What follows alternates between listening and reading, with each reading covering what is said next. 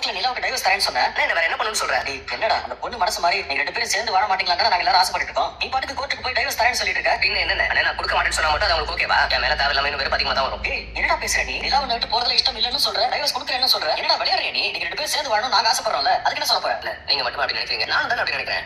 அப்புறம் ஏன்டா அப்படி பண்ண? அவ கேக்குறத கொடுத்தாலாவது அவளுக்கு என்ன பிடிக்கான்னு பார்க்கலாம் தான் அப்படி பண்ண. அதுக்காக வாடா அப்படி பண்ண? ஆமாண்ணே நான் அதுக்கு தான் அப்படி பண்ண. இந்த ரப்பர் பேண்ட் இருக்குல்ல, ரப்பர் பேண்ட் அதை நம்ம ரொம்ப இழுத்து பிடிச்சா பிரஷர் தாங்காம அறுந்துரும். நான் ஒரு பக்கம் அவ ஒரு பக்கம் இத்தனை நாளா ரப்பர் பேண்டை இழுத்துட்டு இருந்தோம். இப்ப நான் கொஞ்சம் லூஸ் விட்டுருக்கேன். அட்லீஸ்ட் இந்த ரப்பர் பேண்ட் அறுந்து போகாம இருக்கும்ல. ஏண்டா பானத்தோட சேர்ந்துட்டியா என்ன? ஏன் அப்படி சொல்ற? என்ன உன்ன மாதிரி இவனு ரொம்ப ஓவரா யோசிக்க ஆரம்பிச்சிட்டான். ஐயோ பாங்க இதுக்கு முன்னாடி நம்ம ஓனர் இல்ல, வேலை வந்தாலும் வந்தாலும் நம்ம கவலை கிடையாது. இனிமே நீதான் ஓனர், நீதானே கவலைப்படணும். கரெக்டா தான் யோசிக்கிறாரு ப்ரோ. அதுக்கெல்லாம் ஒரு ராசி வேணும் ப்ரோ. ராசியா? எப்படி சொல்ற? இந்த கடையை யார் விலை கட்டி திறந்து வச்சா?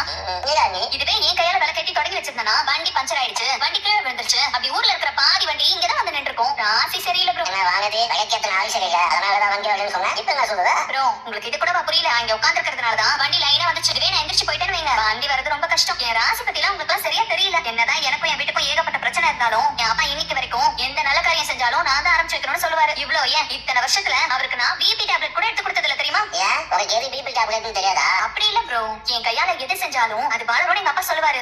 அப்படி